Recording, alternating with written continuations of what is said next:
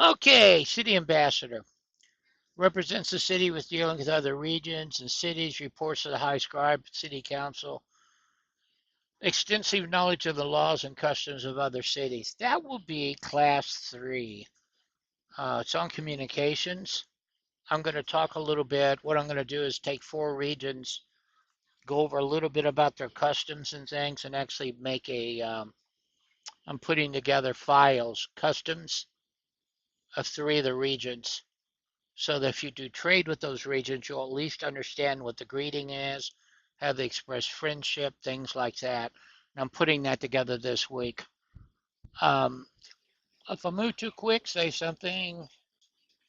Lecturers opinion, whatever learned from both the field sitting in front of the finest, including the woman, one of the people that have done these lectures is a woman by Benedetta Cairo, my mother, Victoria Forestander.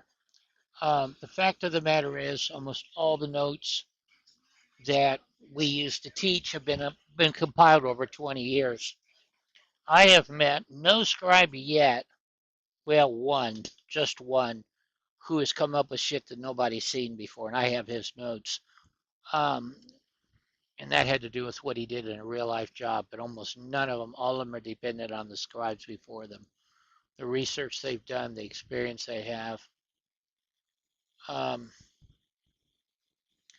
and if they don't acknowledge it, that they're lying to themselves. Gorian society is composed of free persons are firmly established in rows of the caste system. The ambassador role often follows under the scribe caste. However, the magistrate and the scribes are appointed positions.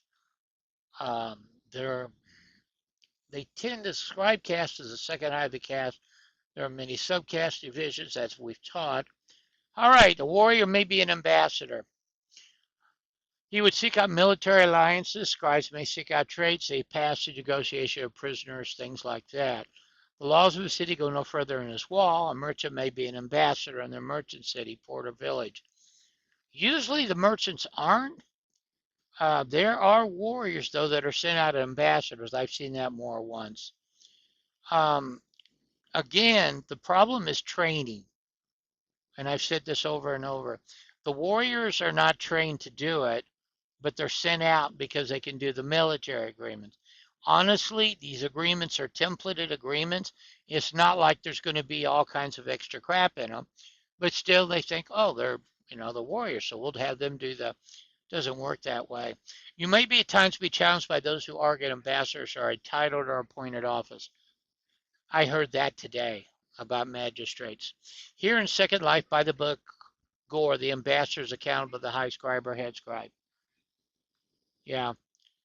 His duties and responsibilities are delegated usually from the High Council to the High Scribe, which is in the ambassador against his visitation of the city. Bearing account of his city's assets, commercial. We're going to talk about this minutia. That's part of what this class is about. You may hear the ambassadors voted on by the High Council of the delegates. That varies by a hell of a lot of cities. Some cities are really big on using the High Council and they'll do all that voting. Some cities, the UBAR just throws your ass into it and you're dealing with the UBAR. It's going to vary. The cool part, I'll bring that up later. Ambassadors' role is to make decisions alone, but to act on the will of the council of the UBAR. He's their voice, not their master. Normally they'd be voted in by the High Council. Honestly, what happens is usually the owner of the sim or the administrator will pick somebody and ask them to be ambassador. What should be happened by the book is that the High Council sits down, somebody proposes somebody, they vote on it, and they get appointed. Or somebody who wants the job will go say, I'd like to have that. He's brought before the High Council and appointed that way. Unfortunately, well, they aren't. Well, depends on the city. There is a city right now that just opened. They only have 5,000 people, and they have all their High Council filled. I visited there a couple of days ago, and I thought, damn, they got all their people. I wasn't that impressed by the city, but they've got the whole High Council. It has to do with the amount of people. Um, my city started out with their High Council because many of these people came from Telnus. And when they started the new city, they brought the people in from Telnus, and they filled a lot of the important slots because they knew these people. Okay.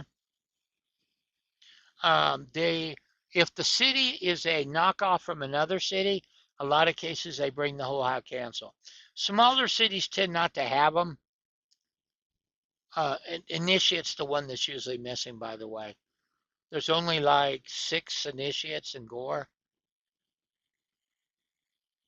Yeah, small places you don't see it as much. Initiate's always the one that's missing. The city I'm in, they have a warrior playing the role of initiate, is how they filled that slot. So they have a warrior double timing as a warrior and as an initiate. Only coin in the Chronicles that calls Ambassador Cash that does so is as a warrior. To me, this makes sense. Wars are business, not the scribes. However, warriors are good at making war, not at diplomacy. So it's ambassadors are skilled with the word. It really depends on the person. Here's the quote that shows an ambassador there's a warrior. Really does depend on the person. The arrogant connive now approached the throne, said Leaderess, whispering in my ears, is Mile an ambassador and general from Arteminium? So there was a mention of a warrior that was an ambassador. So it's not necessarily out of the book. But again, depending on the city, I've been in several cities that had a full load of everybody, but I tend toward the larger cities. The other mention of being ambassadors were Tarl the Cabot was one as a warrior, and Kamucha was an Ubar of his own people. Encouraged research it on his own. Sometimes it's controversial. Many disagree. But sim owners make their own decisions. They want somebody, they get them. One of the things that's a real pain in the ass, and I may have said this before, is that people come in, they start up a city, they call up their friends, say, hey, come join me. And that person is not really qualified for the position. So the net result is I still think having the high council vote on them or the cast vote the person in, you get a better quality if the cast or the high council does it. When this guy does a thing about, I had a friend that I met in the sim, we had to throw out a magistrate because of it. Damn Ubar brought him in from another city, and the guy turned out to be terrible. Ubar should have never done that. So my point is,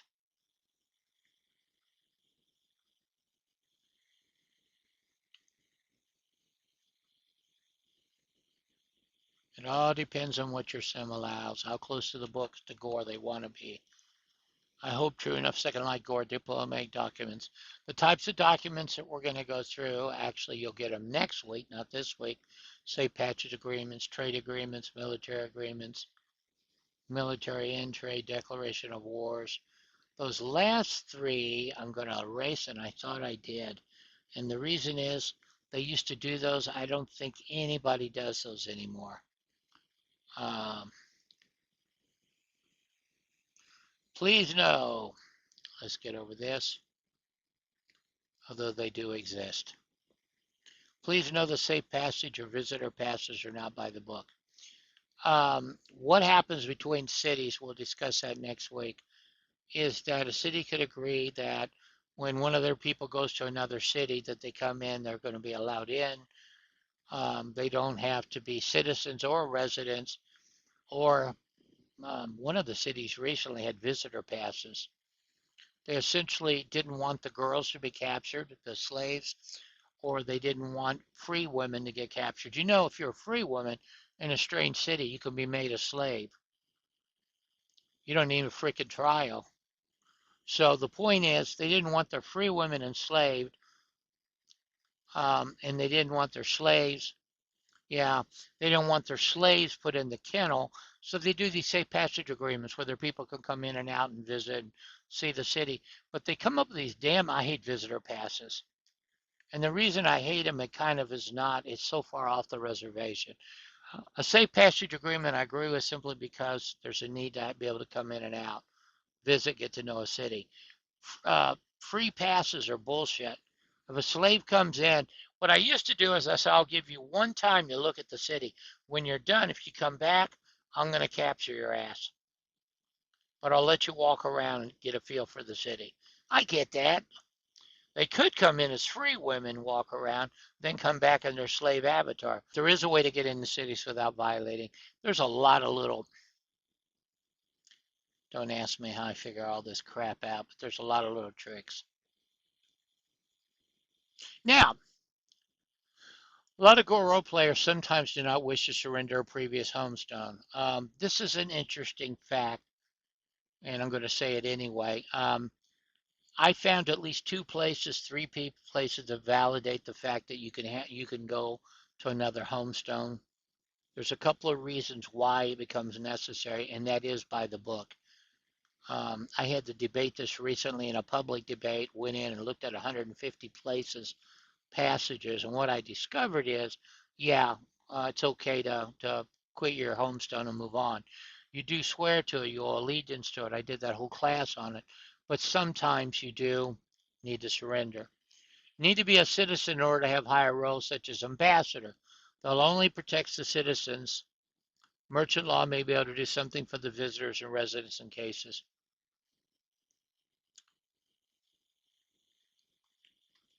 That basically says in order to become ambassador, you're going to have to swear the homestone in most cities, especially an ambassador. You are representing the Ubar, and if you're not ready to pledge to the homestone, so that's a big no-no.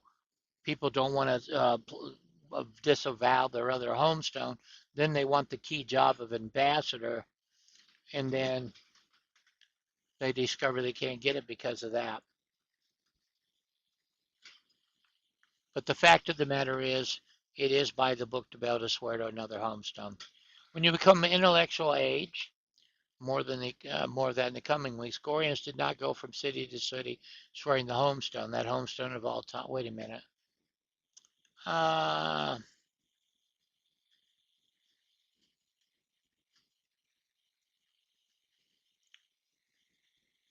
brings up the north there, and we are going to talk about them in 2 weeks.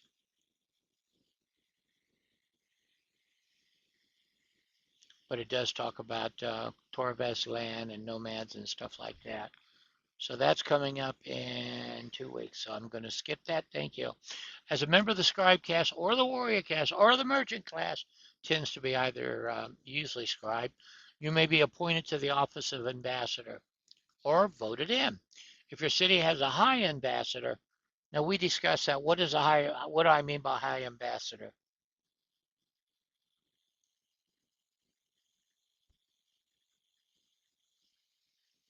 It's when you have more than one. Um, there was a sheet I gave to you that described all the subcastes of scribes, and one of them was mentioned the fact that a high or a chief is appointed over each department if you have more than two members in it. So it had to do with organizing us in your subcaste of the scribes. There was a sheet I gave you that talked about that. So essentially, this has happened in a couple of cities where when Jeanette was alive and taught in Oni, since Jeanette ran the Gorian campus and the Gorian Legal Society, a hell of a lot of scribes went to live in Oni. And I used to read their notes of the meetings back a decade or more. I'd go through and read their scribe notes. Hell, they'd have like 3 ambassadors for this, 3 of that. I mean, there are just scribes everywhere, but it was because she was running the campus and the legal society, and all the scribes went there. And remember, I told you back before 2016, everybody was geeking out on Gore. So they would do class, and there'd be 16 scribes there. No, 22. I've seen notes with 22 scribes in one class studying at the same time. And that was very common up through. Now, did Gore shrink? No. Well, it did, but for a very good reason. All of Second Life shrank. If you read the history of Second Life before 2016, they were sitting like it was either 3 or 4 million people in Second Life. After that, for some reason, it may have been culture or otherwise, the numbers shrank. And they're about half of what they were before 2016. When Second Life shrank, Gore shrank. So it's not a matter of that everybody quit Gore. That's bullshit. I hear it all the time. Well, Gore shrank. Not, no, second life shrank. I do. All right. In a large Gorean city, there are 5 high castes. Oh, yeah, there it is. The high. We just talked about that.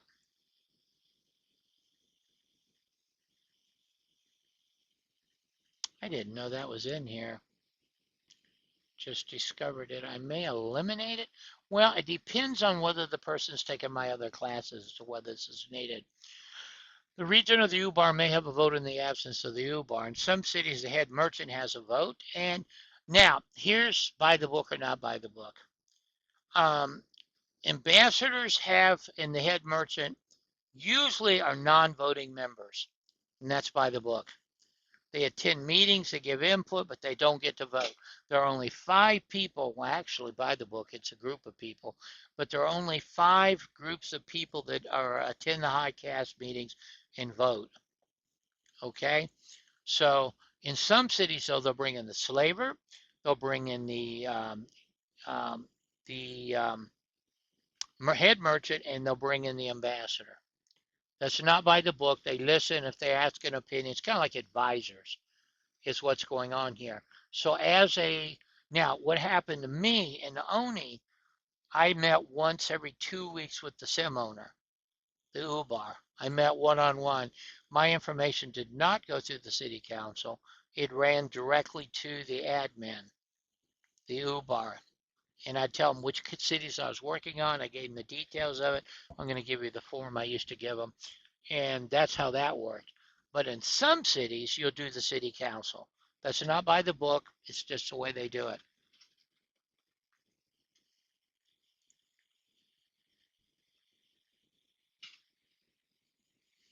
These are notes we don't really know. They're in another class, but that's okay.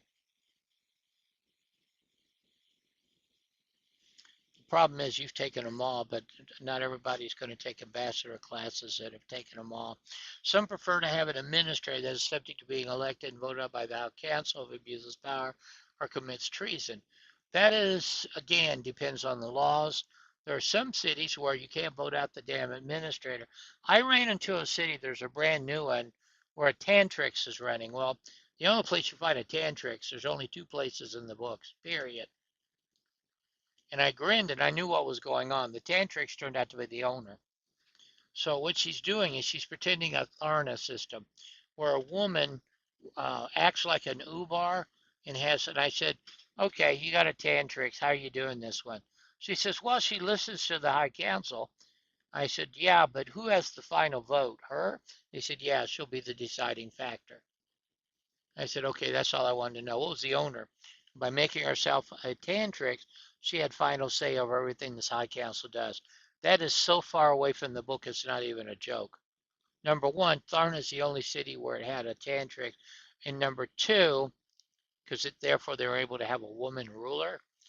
And number two, even U-Bars could be voted out by the city council.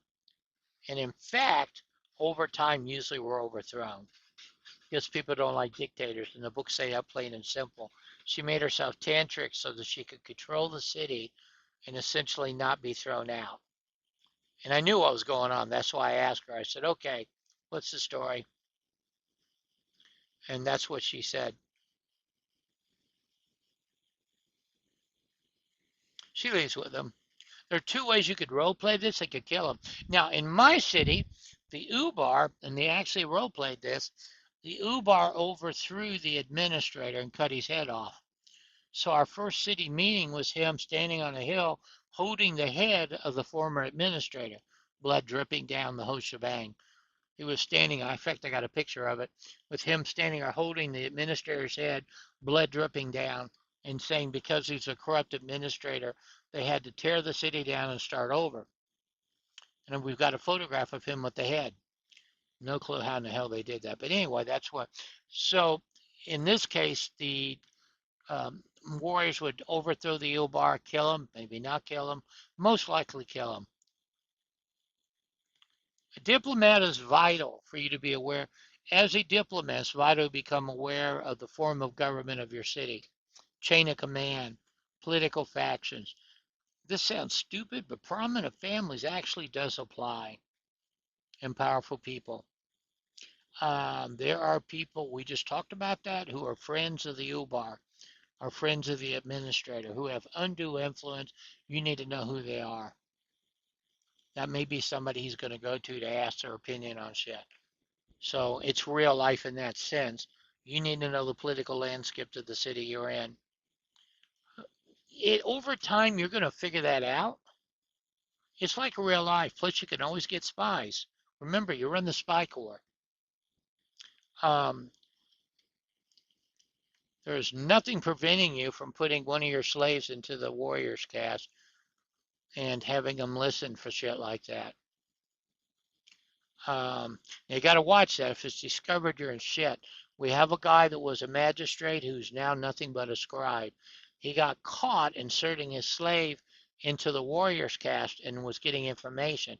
Now, how that role played out, got discovered, I don't know. He's now nothing but a plain scribe. He got stripped of his. He spent 10 days in jail in the gulag and then got demoted because they discovered that his slave was sitting in the warrior caste and getting information. So you got to watch that stuff because that gets found out. But I think he made the mistake of pissing off the girl and she told on him. So he got demoted. It was something along those lines, which is another thing. Don't send your damn slave in and have an argument with her, is I think what happened. Because she ran around the city cursing him out for 3 days. Um, and he ended up in the gulag and got demoted. So my point is, again, very real life. Make sure your damn people working for you as spies are not people that are going to turn on you. And sure as hell, if you're going to use your personal slave, please don't tell her to go to hell and have an argument while she's doing your spy work. Either that or plan to leave the city. Things happen. All right, you'll be able to tell the difference following the power, the way the decrees are made, the way crimes are handled. All this is a display of public for everyone to see. So this, when you are an ambassador, you're in the upper crust of the city. Like I said, you get invited to cool dances, you get told about cool stuff, but you are in the middle of all that bullshit that's going on in the city. Now, a lot of city, it depends. In a lot of cities, will role play this out with you if you're the ambassador, but it is a way underestimated role play for a number of reasons that I'm telling you. A hell of a lot more people would want to be ambassadors if they really understood what it did. You will need to, we already talked about that. You got to do the homestone. You should do it because you want protection of taking the court.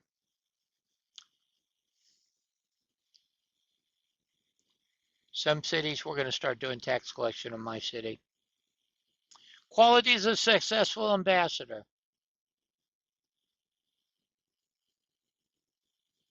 Yes, a fascinating. I'm thinking about teaching this in one other class for the Scribe Summit because this shit's not been taught in years. Number one, there are several key qualities. Patience. Boy, isn't that the truth? And let me explain why.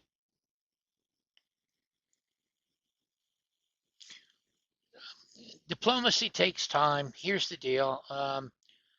Some owners and stuff. I had an owner in one city that did business trips. So I would come in. I'd have a contract ready to go, and he would be gone for 2 weeks because he did business trips. So the damn thing would have to sit, and I have the other administrator writing me, when's this going to get signed? When's this going to get signed? I got to wait till he comes back.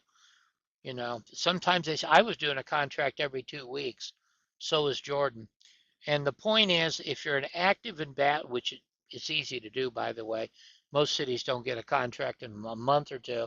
I was doing one every 2 weeks.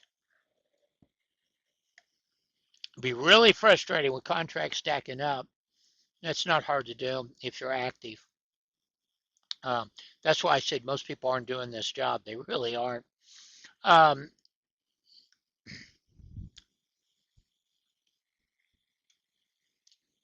oh, it's not a matter of time. It's a matter of planning. And I already gave you, we'll talk about that in a bit. We'll go back over that. You're forgetting something.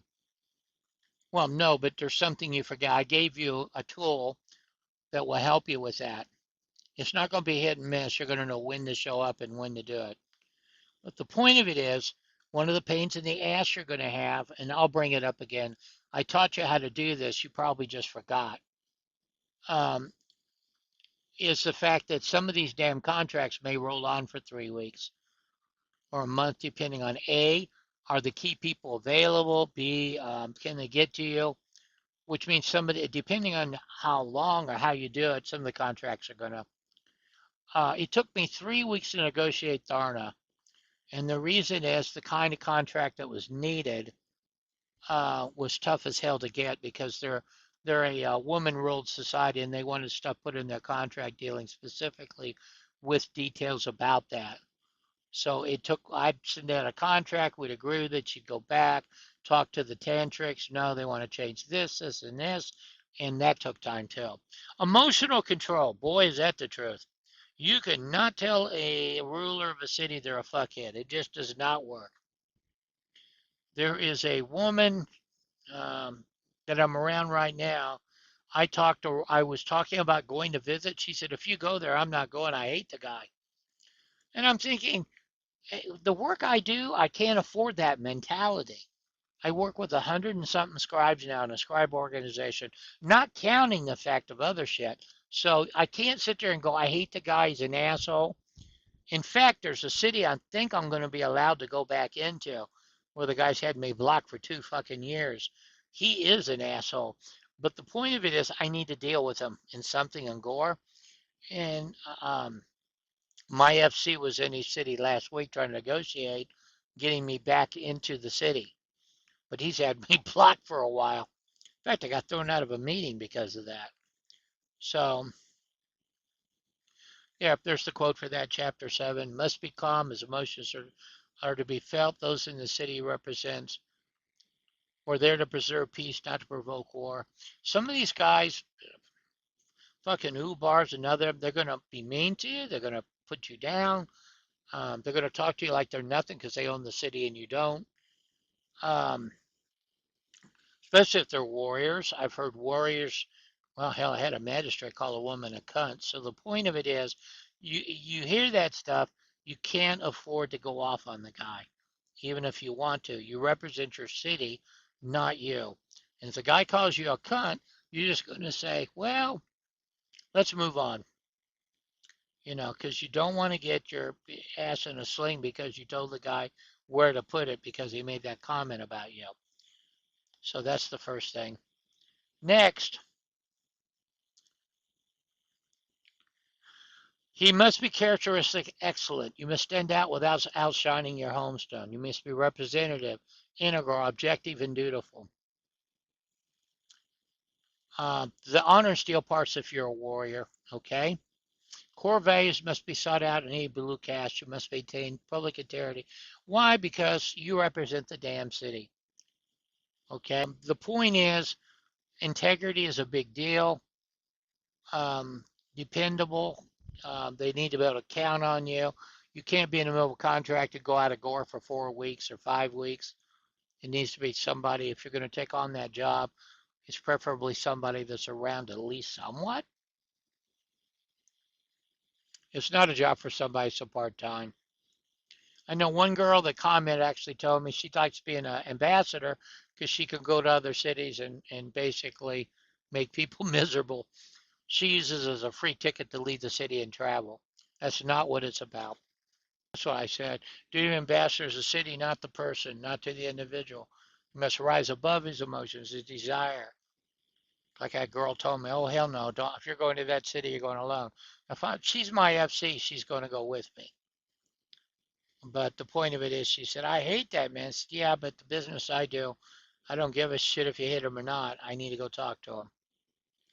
I make agreements to bring our cast meetings, which is tomorrow, by the way, both at 8 a.m. and 5 p.m. I bring it to their city. I do other stuff. I can't afford to make enemies. You need to be consistent in your methods and thinking, take into account all available information. We're going to talk about information gathering. Leave room for improvement. You may be required to account for differences of opinion. weight the differences in languages, culture, and repository of vast knowledge. I told you I'll deal with that. That is why ambassadors should wear a translator. Remember, I taught you about that.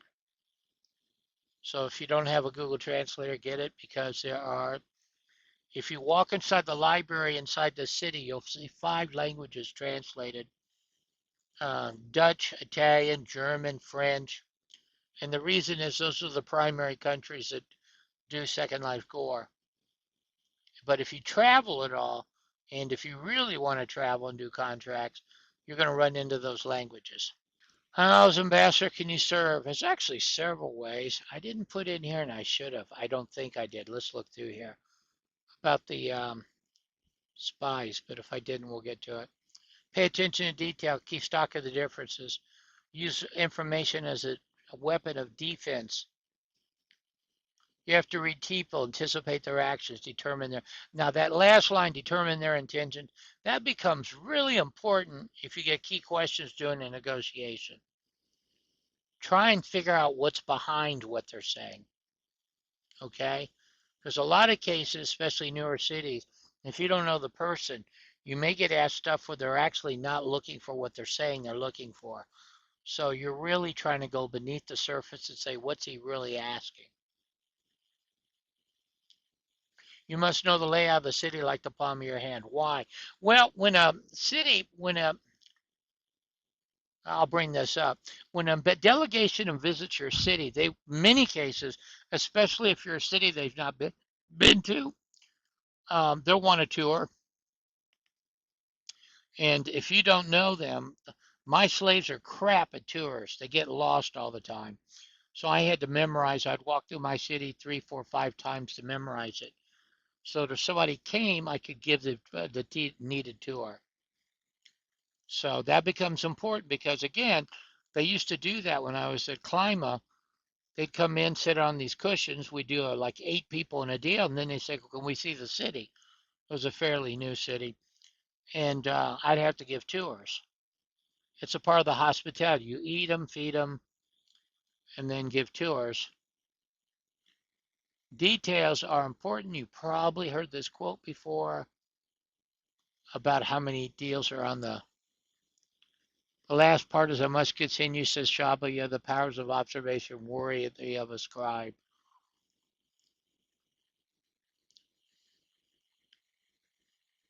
You brought this up earlier. This is the next part. Travel escorted. To be wise for a warrior mercenary. Now, okay, the next paragraph explains what I'm about ready to say. When you travel, wear your city seal somewhere, an insignia, something, because OCC, they're not going to know you're ambassador unless you have something saying ambassador. You're going to travel under the flag or banner of diplomacy. Now, what I used to do, I'd send a tarn or a pigeon or something and pre-make the appointment. So when I arrived at the gate, I'd say such and such is expecting me. And that helped a lot toward me not getting my ass beat when I got there. But, or you could have your slave travel ahead and tell them that my mistress or master is coming. They're an ambassador. What day is best? Okay. Then I throw another tidbit in there. Always bring a gift. Now for yeah, bring a gift. Um, there are 2 quotes that talk about this gift giving. The second one's sitting in. Let me see if I can go find it. See, it actually talks about negotiating in a gift. There's actually a second quote. Let me see if I can find it real quick. Um, oh crap! I changed my screen when I did that. That brings up gifts. That the gift basically should not outshine. In some cities, and it's a quote that I have that says this. Let me look and see if it's still at the top of my.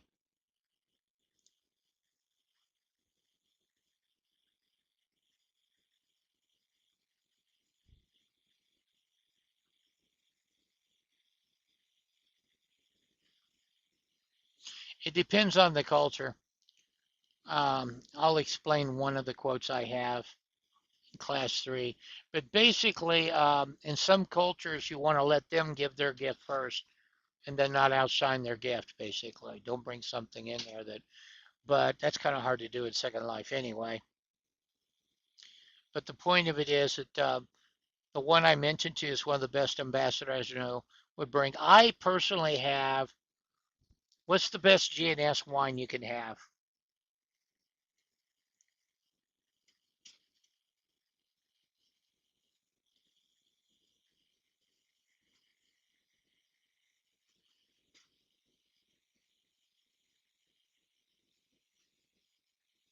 That's in real life. Canala. The best is considered Canala. But here's what's important. They're labeled by numbers 1 through 5. If you have Canala number 5 and G and S is considered the top. It had to do with the oldness, what you're talking about, but number 5 was considered the best wine. But I have 5 bottles of it. There was a city in Gore that specialized in making it, and the labels on those bottles are incredible. And they, because of their labels, people would come and buy it a lot. They did a hell of a trade in GNS, Kalala. And basically, I bought like 5 bottles of the stuff, and then when I visited the city, I give them it because it's GNS. They could actually share a glass, and since it was a number 5, it was the top that was possible to be made. And I still have in my inventory 4 bottles of that. And I keep it stocked in case I'm an ambassador again. And this girl would bring cookies and stuff too. Um, Now, read the laws of the city when you go in or before. Role play with locals, stay at the Inner Tavern. I had a lot of delegations ask if they could stay overnight. Okay. Send word to the ambassador. If your city is thinking, it depends on, there's a lot of criteria here. If you're thinking about a possible military agreement, you might want to send your slave.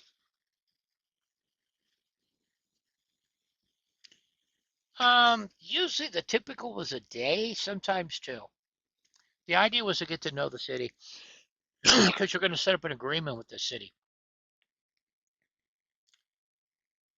Use the time to explore. You're an ambassador. Tell them, hey, I want to get to know the city. You got a reason. If you got a slave, they can go and look for things, especially if it's a military agreement. How large is the military? When the hell do they come in? Do they have any warriors? Um, Take a look at that. It's a good time to learn about the city. Now, this goes back to what I started to bring. Uh-oh. Did I accidentally? Yes, I did. I cut it out and I didn't mean to do it. We talked about this and you probably don't remember, but I'm going to bring it up here. If you can't find them within a day, leave a scroll. Come back the next day. You can't give up. This is kind of, let me go look for it. In my notes, I gave you a way to know. Let me look. A device you can buy that will tell you when people are on. You don't have to be friends.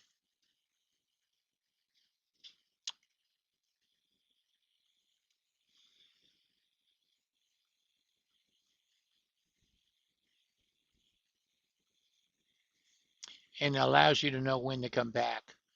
It comes in real handy as an ambassador simply because it keeps you from having to return and return and return. Did I give you, it should be inside your notes for being an ambassador that we did the other class in?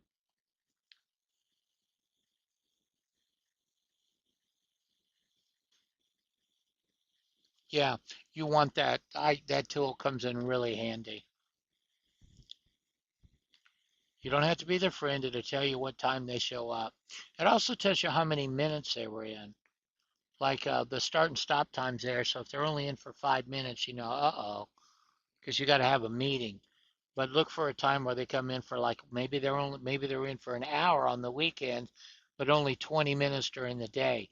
That's a key piece of information on when you want to go visit these people. So your initial visit, and I brought this up earlier, when you walk through with your slave, find out who the rulers are, who the ambassador is, who the ubar is, who the head merchant is. I go on a sheet I'm going to give you. Then you want to go and take your way of monitoring when people are in and start finding out when these people actually show up. That will save you from showing up trying to talk to somebody who only comes in twice a week. I had that problem in one city. The man was French, which meant number one, his hours were different, and he didn't come in every day. So it became real painful. I did get an agreement with him, but I finally figured out when his hours were and went in. Caught him there. He was surprised. Mm, that's one of those little, makes a hell of a difference. That's why you don't need to be in Gore constantly, because you'll know when to go. You'll know when the key people. But you do need either your slave or yourself to look up or make one trip to get the names of the key people. A lot of times on the landing zone, they'll tell you. They'll list the people on their marquee, who runs this, who runs that. Write them down on a form I'm going to give you. Start tracking when they're in, so you don't. If you're not in Gore like every single day, you know when to go find them. And if it turns out they're not in your time zone, then make arrangements. Send a tarn, leave them a message saying, "Look, I know you come in at this time. I come in here. The city would like," or give up. Basically, go find another city. Okay. See that gathering information, carrying messages, a real help there.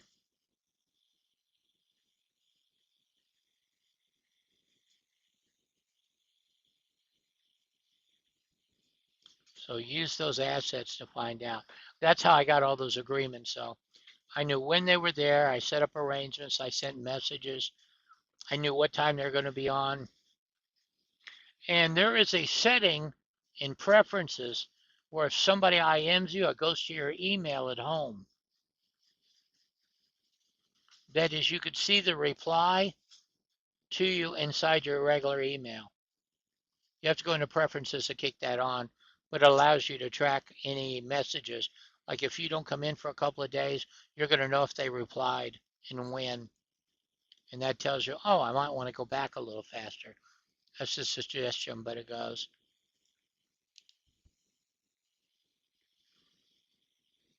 I don't know if that helps or not, but I use it. Just make sure you don't get messages from groups.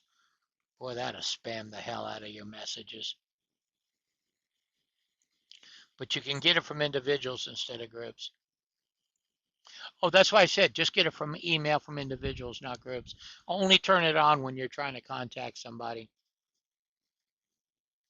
That is, you don't need it on constantly. If you got somebody you just can't catch, send a tarn, flip the damn email thing on, and then you'll see your reply, know what to do. Like I'm only on, you know what I'm saying? Then shut the damn thing back off. It has an off on button, but I'll allow you to catch the person.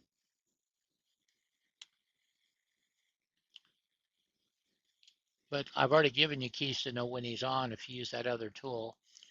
And then plus if you send a slave to gather data, that'll help you. But this is a way of tracking your damn IMs so that you know, not the group ones, because your city sends out shit all day long. Mine does like 20, 30 messages, but you can say specifically individual IMs, and that'll keep your thing from being spammed. Ambassadors cannot, this is a problem. I found out there was a loophole on this damn thing. Ambassadors cannot be detained and arrested for your own cities at war. I had an Ubar once arrest me. That morning, my city had declared war with him. He was a newly appointed Ubar that day. He arrested my ass, dragged me down to the river, and threw me out of the city. Even though ambassadors have formal, he was a real bastard as a Ubar. That city ended up closing.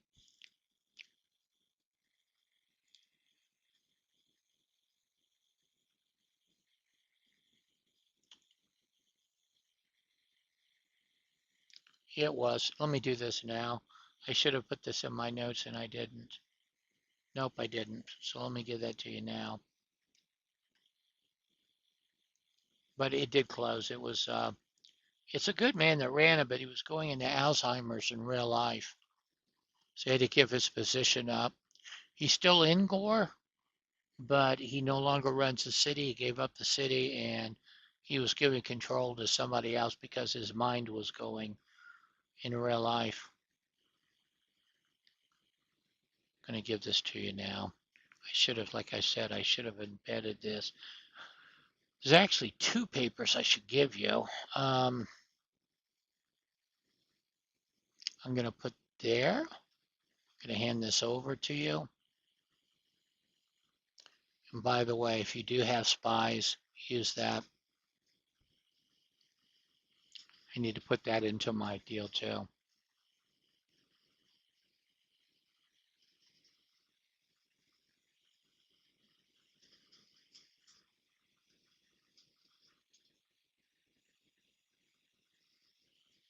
There. Save it and move on. That's the information you need to present to your UBAR administrator. They're going to be looking for those details to craft the agreement.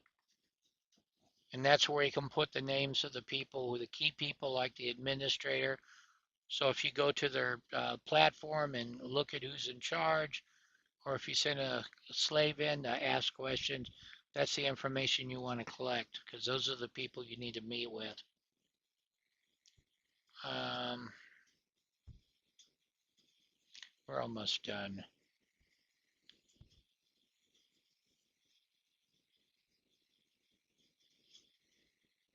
I may go ahead. Well, I threw a lot of extra crap in for you. What I don't know is how long this would be if I give it at our Scribe Summit. We already discussed that. How you dress, you're going to dress. You probably know this, but I'm going to say it anyway. Head to toe, gloves, the whole shebang. The more formal, the better.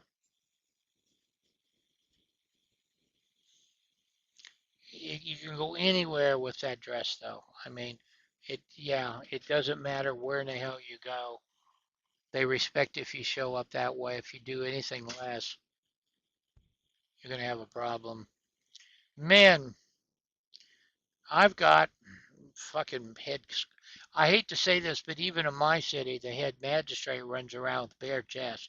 He's got this damn thing that kind of drapes over him, but his chest is pretty much exposed. Really not the dress of a magistrate. Um,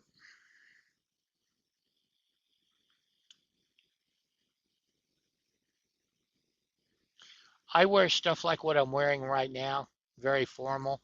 I have 4 outfits that are specific for the ambassador that I don't wear any other time, but they're my formal dress.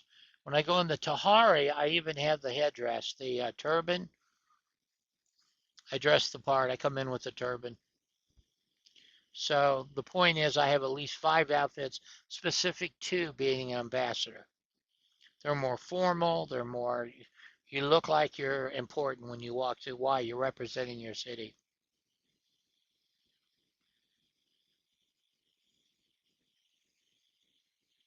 The reason I do this in voice, it would take me a hell of a long time to do some of this.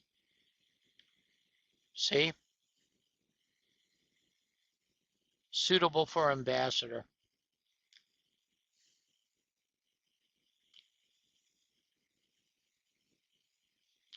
So even in the books, they talk about that there's stuff that's suitable. I'm serious. My head magistrate, I look at him, shake my head. For one, what he wears is not magistrate outfit. We have already discussed the colors of magistrate. But for two, he's got his chest. He looks like a fucking warrior that's a magistrate, maybe. But even then, if you're going to take that job, dress formally.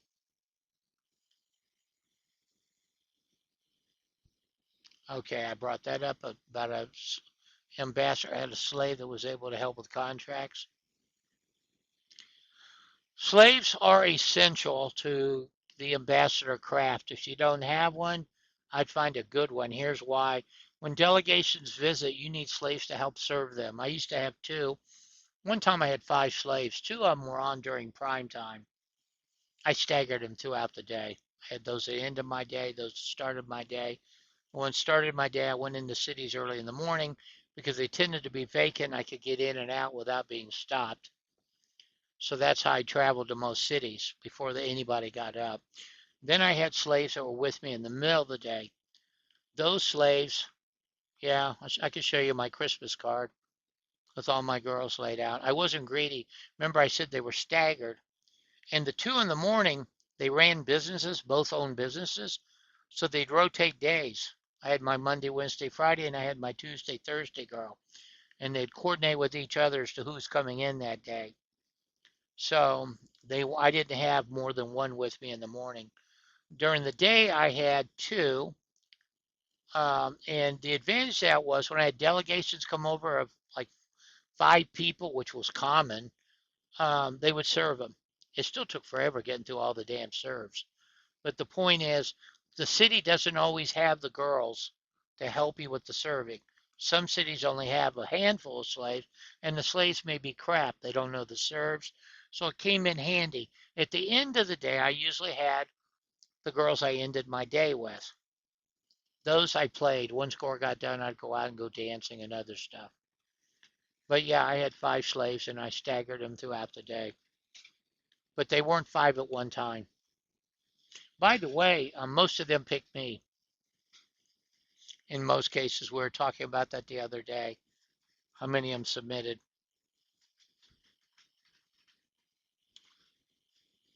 I currently have 2. I had 3, but one decided she can't put time into the city, Second Life, so she bowed out. But I had 3. She bowed out a week ago, unfortunately. Damn good slave. But I still have 2. But I added an FC. Yeah, that's another thing. I'm really lucky. They got along extremely well. Real life, they exchanged phone numbers. They contacted each other. If they were sick, they checked up. They got along extremely well. But if you look at my profile, it says that. It's in my profile. All right. But yeah, it comes in handy having a couple of slaves. One is not enough to handle a delegation. So I had 2 on me. But yeah, I currently have 3 women. Now I have a free companion, 2 slaves. I'd also expect as intellectuals, you can hear the accent of the high caste. Communication, even though I'm cursing a little bit and stuff like that, when you go into the city, you're not going to do that. It's going to be very, very formal. Let them know who you are. You're a diplomat. You're going to speak formally. The more formal, the better.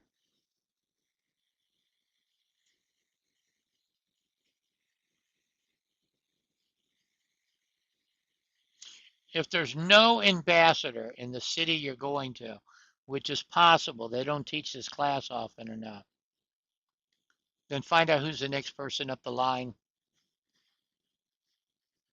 She's going to be the Uberat, the administrator, somebody. Could be a warrior, but find out who the next in line is. Don't leave empty-handed. If nobody's there, have your girl. I take a slave with you or a man, and have them contact the other slaves and find out who the name of the person is, who you need.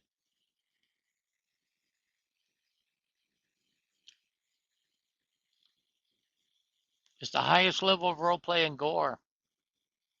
You get to meet with the sim owners, get to meet with the people in charge.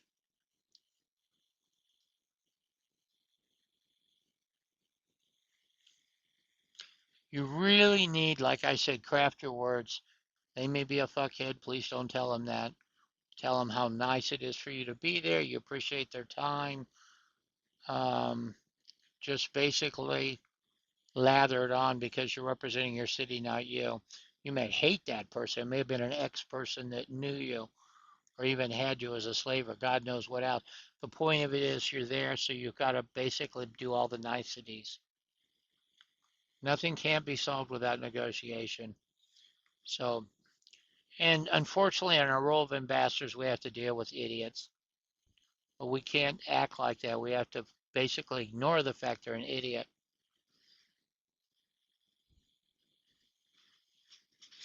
Use the role play log cleaner I told you about and that document I gave you. You don't have to clean up if you have a role play log cleaner like we talked. You don't have to clean up your note cards. It's going to do it for you. Attach it to the document if it's necessary. If the guys get pissy, if something comes up, that way you have a document to go through, cut out the necessary part, attach it to the deal you're going to submit to the leader so he can see where the problem lies. You don't have to quote a hell of a lot. You already have a document ready to go and say, here's where the sticky point was, or here's what he said about you. He called you a whatever name, but you can document it. Okay, that's it for today. But basically, I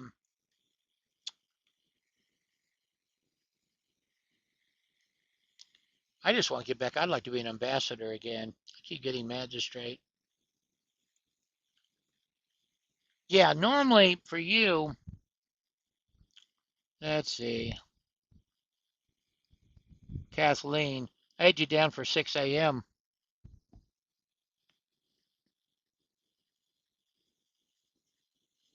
Well, one of the problems was we switched times. Your sister was coming in at 4, and were you the morning person or the afternoon person? You're the 4 o'clock. Okay, that works. Your names are so close together, it's ridiculous. Let me change this. 6 a.m., 4 p.m. Now, she didn't come in this morning. Oh, that's right, she's traveling.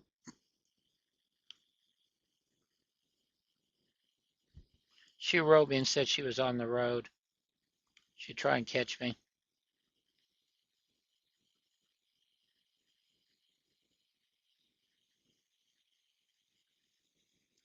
I remember now. And that's no big deal. She's doing a whole different curriculum. But my point of it is, it's not brain dead role play. It's really good